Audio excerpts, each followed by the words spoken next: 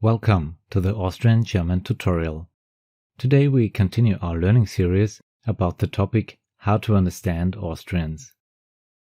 In this video we take a look at the word gehen and learn how to use the verb gehen with several phrases like geht scho, geht nicht, gemma.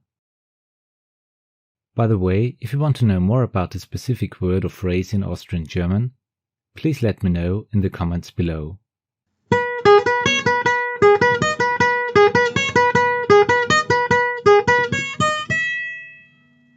The learning goal of this video is how to use the word gehen in various situations in Austrian German. In general, the word gehen means go in English. We focus on phrases that are mainly used in spoken form. Now let's take a look at some phrases with the word gehen in Austrian German. In the last video, we've already talked about the phrase geht scho.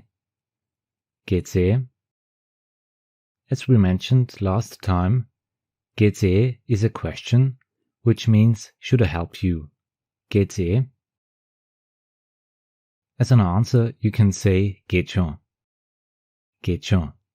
This means it's okay, I don't need help. You can add thanks to sound more polite. Geht scho, danke. A common phrase is wie geht's?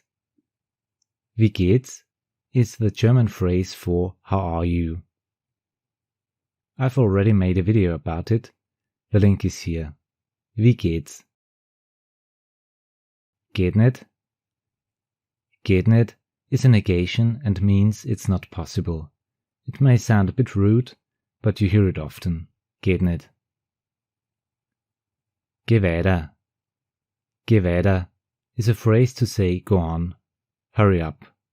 Geh weiter. Gemma. Gemma is very often used in Austria and means let's go, come on. It's like vamos in Spanish. Gemma. Let's repeat the phrases we've covered today. Geht scho? Geht scho? Wie geht's? Geht nicht?